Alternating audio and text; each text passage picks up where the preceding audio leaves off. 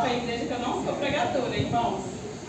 Embora eu participe da escola dominical, juntamente com a ajuda das irmãs eu dou a aula, mas eu não sou pregadora. Mas a palavra do Senhor, ela é viva, né?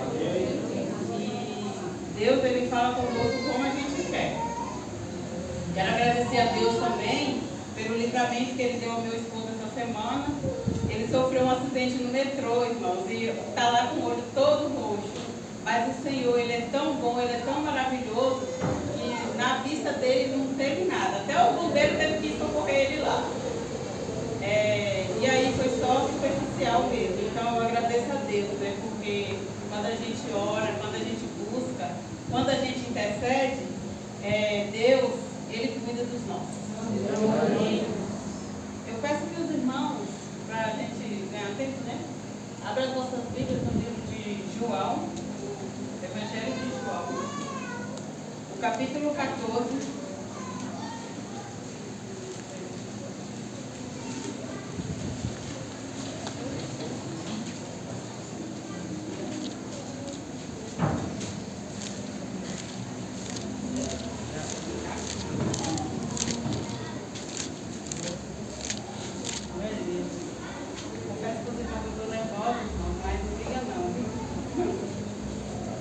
O Evangelho de João, no capítulo 14, e o versículo do 16 até o 21, diz assim, que eu rogarei ao Pai, e Ele vos dará outro Consolador, para que fique convosco para sempre, o Espírito da verdade, que o mundo não pode receber, porque não o vê nem o conhece, mas vós os conheceis, porque habita convosco e estará em vós.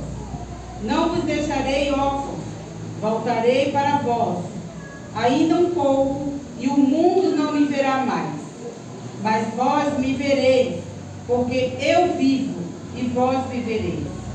Naquele dia, conhecereis que estou em meu Pai, e vós em mim, e eu em vós. Aquele que tem os meus mandamentos e os guarda, este é o que me ama. E aquele que me ama será amado de meu Pai. E eu o amarei e me manifestarei a ele. Amém? Amém. Esse é o nosso Deus. Como todos. Pode se aceitar.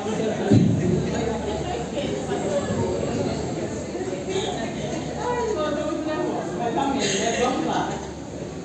A palavra de Deus, irmão, esse texto é uma promessa da presença constante à igreja e uma presença que é proporcionada pela ação do Espírito Santo. Ali o Senhor Jesus, Ele estava preparando os seus discípulos, porque Ele já sabia que Ele ia ser crucificado. Ele já sabia que Ele ia retornar para o Pai. E Ele retornaria como o Espírito Santo de Deus para ajudar os seus discípulos e aqueles com quem o seguissem, né? Por isso que Ele fala, o mundo, ele não me conhece, né? Mas vós me conhecereis. E aí eu fiz aqui algumas anotações. Eu vou ler, porque eu, como Vinícius, eu tenho dificuldade de me expressar. Eu gosto muito de estudar, de escrever, mas na hora de falar, eu não consigo assim falar igual os professores aqui, e também estudados, de teologia, falam. Se eu não anotar no papel, eu não consigo, aí eu tenho que ler. Então, eu espero que os irmãos me entendam. E eu coloquei assim, o tema dessa mensagem vai ser a ação do Espírito Santo diante das adversidades. Adversidades, das dificuldades, né? Que nós, povo de Deus, passamos. Esse texto é uma promessa da presença constante com a igreja e uma presença proporcionada pela ação do Espírito Santo. Jesus, Ele promete aos seus discípulos que enviaria o Espírito Santo, e é esse que nos ajuda a vencer as batalhas do dia a dia. Diante disso, gostaria de trazer algumas informações sobre o Espírito Santo, no decorrer de toda a palavra de Deus. Eu anotei porque na hora de falar eu me atrapalho. A gente tem de forma mais clara a atuação do Filho e do Espírito Santo a partir do Novo Testamento, que é quando Jesus morreu e deixou o Espírito Santo, né? Até então, alguns escritores relatam que o Antigo Testamento seria a sombra do que haveria de acontecer. Mas a partir do momento que se cumpre o Antigo Testamento, o plano de redenção elaborado pelo Pai, nós começamos a conhecer melhor o Filho e o Espírito Santo. Mas eu separei alguns versículos para a gente entender que o Espírito Santo, ele já atuava no Antigo Testamento, em momentos específicos, o Espírito de Deus agindo. Aí o irmão Vinícius consegue colocar? O irmão Vinícius Gênesis capítulo 2 e o versículo 7. Aí diz assim, e formou o Senhor Deus o homem do pó da terra, e soprou em seus narizes o fôlego da vida, e o homem foi feito alma vivente. Meus irmãos, sopro, o fôlego de vida, nas narinas humanas, ali é a ação do Espírito Santo de Deus trazendo vida ao ser humano. O Espírito que gera vida. Outro versículo também que eu encontrei é Êxodo, capítulo 14, o versículo 21. Diz assim, então Moisés estendeu a sua mão sobre o mar, e o Senhor fez retirar o mar por um forte vento oriental toda aquela noite. E o mar tornou-se em seco e as águas foram partidas. Aqui, irmãos, aqui foi o sopro de um vento para que o povo de Israel passe e encontrasse libertação das garras de Faraó. Então, o vento de Deus, o Espírito de Deus, é quem sopra e traz libertação àquele povo. Quero trazer também outros exemplos, aí depois eu entro no Espírito Santo. Outro exemplo também é Gênesis 41, versículo 38 e 39. Olha que maravilha. E disse Faraó a seus servos: acharíamos um varão como este, em quem haja o Espírito de Deus? 39. Depois disse Faraó a José: pois que Deus te fez saber que tudo isto, ninguém há tão inteligente e sábio como tu. O Espírito Santo, irmão, que capacita José com a sua inteligência. Eu tenho também outro exemplo. Êxodo 35, versículo 31. Diz assim, e o Espírito de Deus encheu de sabedoria e entendimento, e ciência, em todo o artifício. Acho que o 32 também, o 32 também. Vamos ler o 32. E para inventar invenções, para trabalhar em ouro e em prata e em cobre. Aqui, irmãos, o Espírito que capacita Bezalel para construir os utensílios do tabernáculo. É o Espírito que capacita Gideão também. Esse aqui eu não coloquei, mas eu coloquei só aqui, É o Espírito que capacita Gideão na batalha, que é apresentado no livro de Juízes. O Espírito de Deus desce sobre Davi quando ele recebe a unção de rei. Aqui todo mundo conhece, né? Então, nós sempre encontramos o Espírito de Deus agindo no Antigo Testamento. E aí nós encontramos o Espírito de Deus trazendo vida, o Espírito de Deus como instrumento de redenção, o Espírito de Deus que capacita o ser humano para fazer coisas extraordinárias e o Espírito de Deus como instrumento de justiça.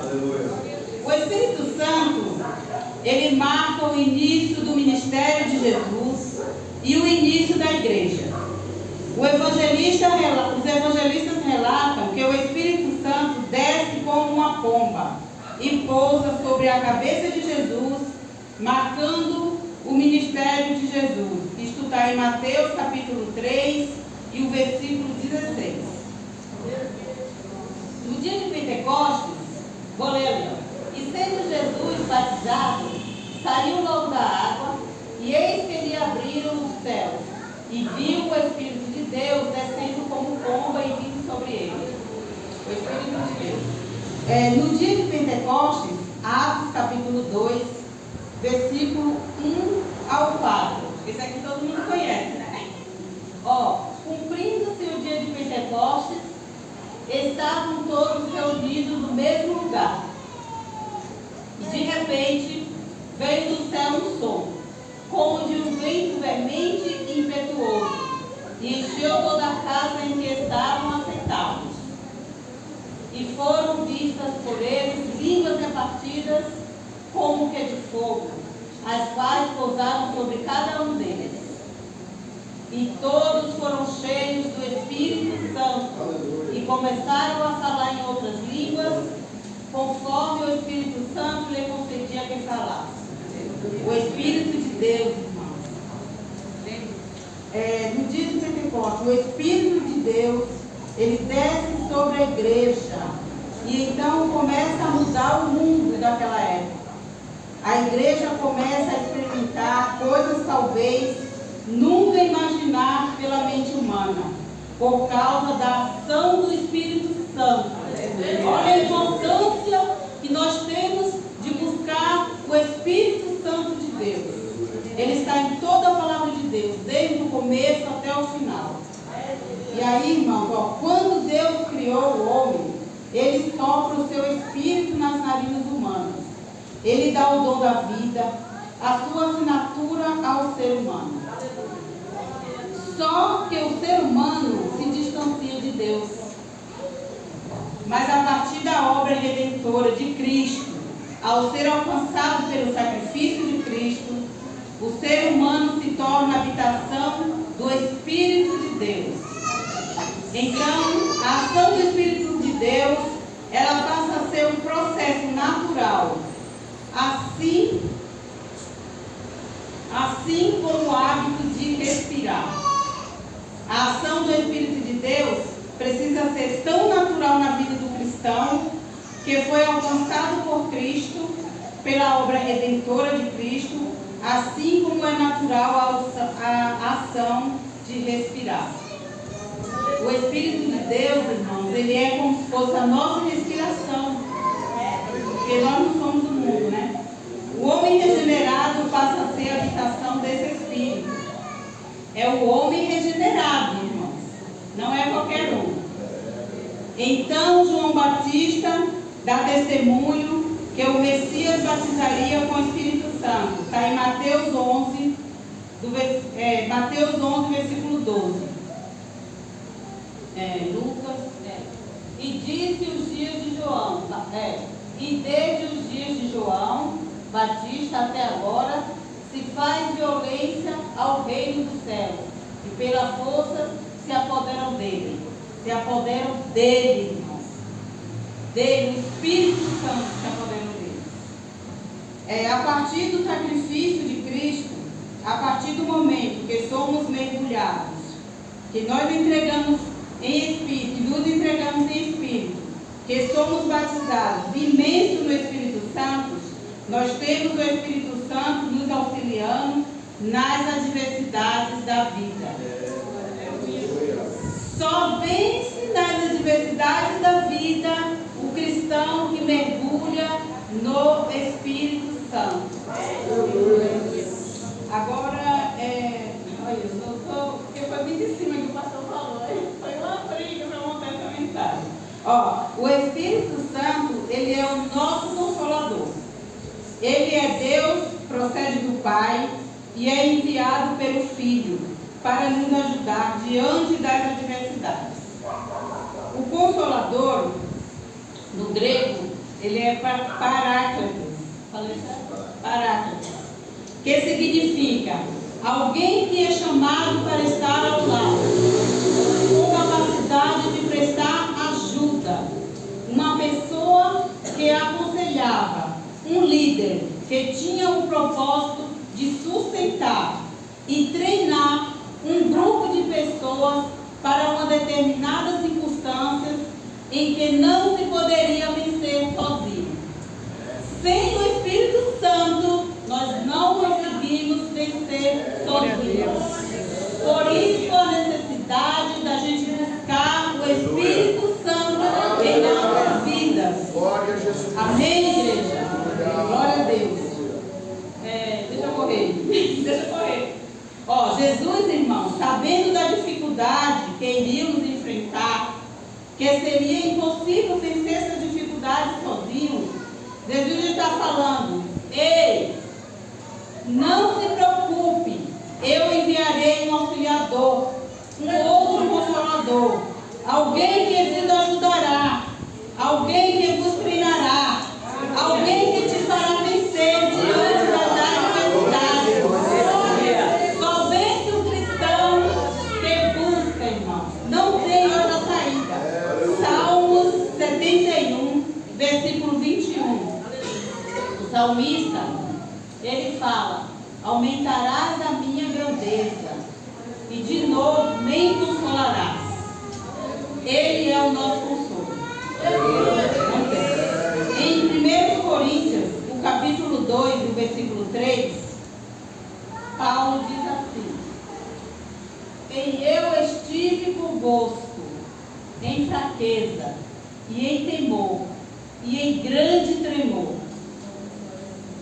Paulo assim se expressa. Notemos, irmãos, que Paulo não temia que estava com medo. Alguns comentaristas, à luz de alguns textos bíblicos, diziam que Paulo, fisicamente falando, ele era fraco, fisicamente. Dizia que sua aparência não era atraente. É possível que tivesse alguma enfermidade que afetou a sua visão ou o deixou com uma aparência desfigurada. Diante disso, o que impulsionou Paulo, irmãos? O que fez esse homem prosseguir? Aleluia. O que fez esse homem frutificar? Aleluia. Considerando a questão física, considerando a questão emocional, considerando esse texto que ele escreveu a respeito, está no próximo capítulo a resposta. Capítulo 2, no versículo 4, ele diz assim, eu escrevi aqui, mas só para que ele já veja. Ele escreveu assim, a minha palavra e a minha pregação não consistiram em palavras persuasivas, de sabedoria humana, mas em demonstração do Espírito. É isso que Paulo responde. Em demonstração do Espírito Santo. Paulo, ele não tinha capacidade. Ele era um homem enfermo. Ele era um homem sem aparência. Ele era um homem que as pessoas talvez olhavam para ele e não dava nada, irmãos. Mas ele tinha o Espírito Santo. Aleluia. E aí eu pergunto, o que fez Paulo prosseguir? O poder, a ação do Espírito Santo na vida do apóstolo Paulo. Amém, irmãos? Outro exemplo em Atos, capítulo 7, e o versículo 54 até o 60. Esse aqui eu fiz um rascunho bem pequeno. Porque é grande, né? Fala assim, é um versículo grande, senão não vai dar tempo.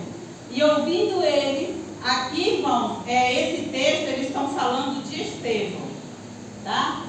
De Estevão. E ouvindo eles isto, enfureciam-se em seu coração e rangiam os dentes contra ele. as pessoas, irmãos, rangiam os dentes contra Estevão. Mas ele, estando cheio do Espírito, Aleluia. e fixando os olhos no céu, viu a glória de Deus. E Jesus que estava à direita de Deus.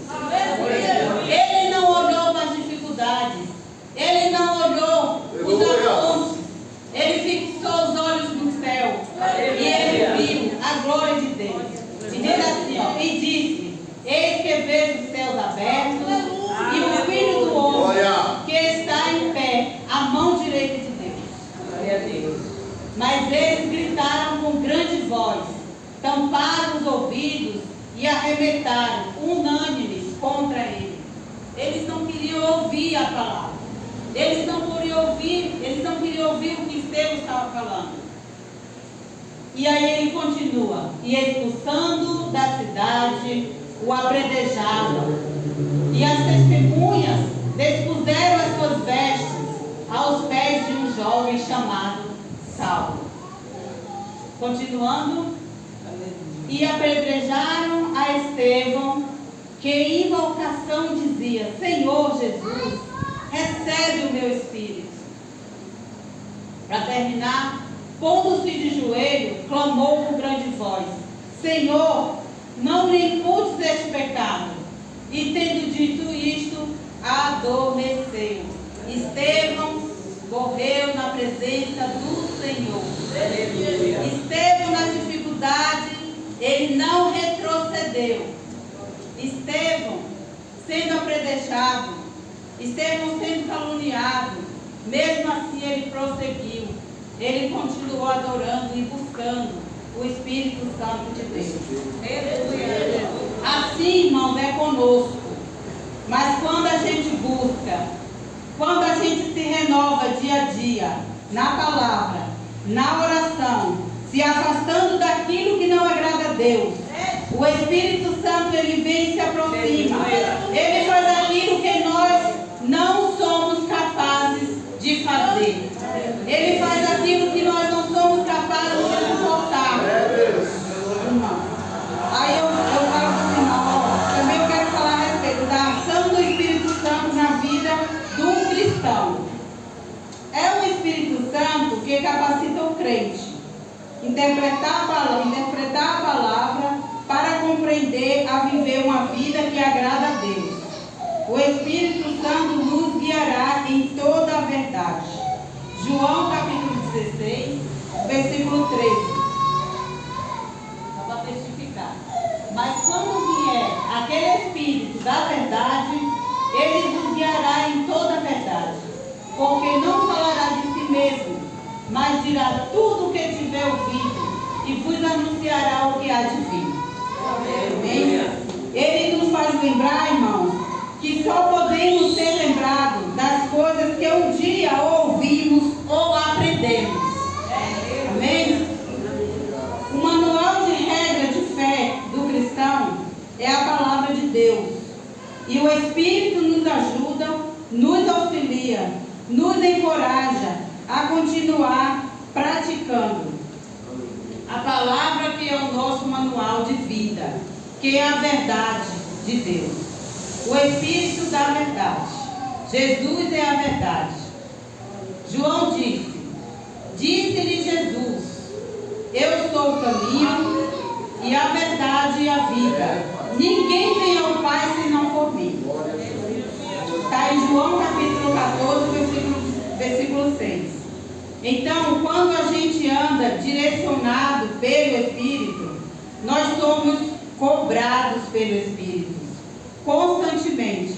E ele faz com que nós caminhamos em um processo de viver uma nova vida, deixando a velha criatura e ser guiado pelo Espírito Santo.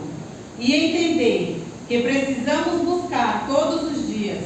Entender que algumas coisas precisam ser deixadas de lado. Priorizar as coisas de Deus. O apóstolo Paulo, na carta aos Filipenses, capítulo 13, versículo 14, ele, ao fazer várias recomendações à igreja de como deveriam agir, e ele diz: eu não digo essas coisas de varão perfeito, mas eu prossigo para o alvo. Eu falei isso em janeiro, né? Quem estava aqui, eu acho que deve lembrar. Eu prossigo para o alvo. O cristão que tem sua vida direcionada pelo Espírito Santo, assim como o apóstolo Paulo, ele sabe que é preciso deixar as coisas para trás e olhar para frente. E isso é um desafio a cada dia. Nós aprendemos isso hoje na escola dominical, né? Viver no Espírito, andar no Espírito é um desafio para a nossa vida cristã. Não é fácil, mas é possível. Então, ao viver no Espírito, nós encontramos sentido nas existências. Nós sabemos que as dificuldades elas vêm para que sejamos aprovados, para que propósitos maiores, a qual Deus desenhou para a sua igreja, que é viver uma vida direcionada pelo Espírito Santo. Aí eu fiz a palavra aqui. A palavra de Deus, ela é verdade. Para entrar no céu, irmãos, não tem que andar, tem que andar na verdade para entrar no céu. Por mais que as lutas venham sobre a nossa cabeça, vamos continuar glorificando o nome do Senhor. A guerra que Deus permite sobre a tua vida e sobre a minha vida não é maior do que você possa suportar. Não olhe para as dificuldades. Olha para Cristo. Busca, se entrega, porque Ele vai te dar a vitória. Aí eu até coloquei aqui um exemplo.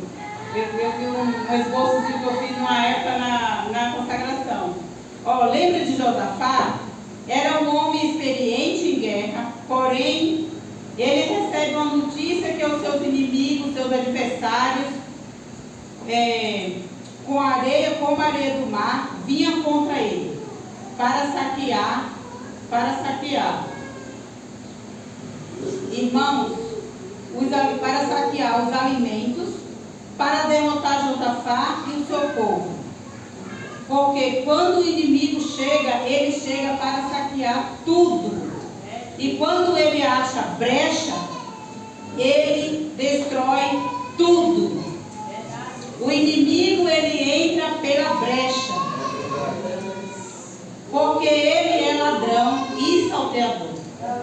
Por isso que a palavra de Deus fala, vigiai e orai. E buscai. Vigiai e orai. Porque o inimigo, ele entra pela brecha. Mas o Senhor diz: eis que te dou autoridade para pisar em serpente e escorpião. Mas não pense que será fácil, porque para pisar em serpente e escorpiões tem que estar revestido, tem que estar calçado na palavra, tem que estar alimentado da palavra. Assim como a nossa carne precisa de alimento sólido, de comida, assim é a nossa alma da palavra de Deus. O crente, irmão, para se manter de pé, para ter a certeza da salvação, que é o nosso principal foco, ele tem que viver na palavra, ele tem que viver na oração, ele tem que viver na renúncia. Nós temos que renunciar, porque também não adianta a gente viver na palavra, viver na oração, mas não renunciar aquilo que não agrada a Deus. Não é fácil, porque nós somos carne, né? Nós aprendemos isso hoje. A carne é uma briga contra a carne e o espírito. Só que se você alimentar o seu espírito, a sua vida espiritual vai vencer. Se você alimentar a sua carne, o pecado, ele vai te vencer. Irmãos, não esqueça disso. Quem guarda a palavra, Jesus compara como o homem prudente. Está em Mateus 7, capítulo 24. Quem guarda a palavra, ainda que o mundo abandona, ele, o Senhor, não abandonará. Ele guardará. Está em Salmos 27, versículo 2. Aquele que guarda a palavra, ele é obediente. Aquele que guarda a palavra, que vive na palavra, é firmado na rocha e não na areia. Quem guarda a palavra, ele não desanima, ele avança, ele prossegue, ele continua, aleluia. Ele não deixa a vida espiritual andar para trás. Amém, igreja? Não desanime, irmãos, porque Jesus venceu o mundo, entregou a sua vida por amor de nós e enviou um auxiliador, um consolador, o Espírito Santo, para que nós venceremos o mundo e ganhemos a vida eterna. Acho que eu errei aqui no português, né? Mas o irmão entendeu. Né, irmão Gustavo? Não. Aí eu coloquei aqui, para terminar, concluo. Não se esqueça que o Espírito Santo é nosso orientador, nosso auxiliador, nosso advogado, nosso capacitador, nosso consolador.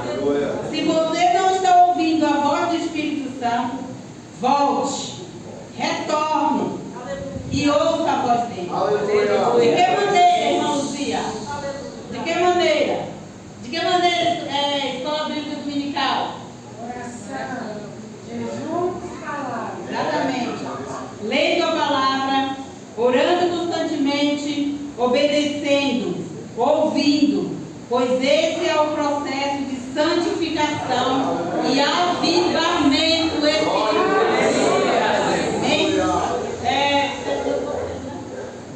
É só isso, irmão. Eu agradeço a oportunidade. Eu não sei pregar, eu sou professora da escola dominical. Eu agradeço a oportunidade, meu pastor. Me perdoa, eu não quero isso. Vamos colocar de pé, irmãos, e vamos orar.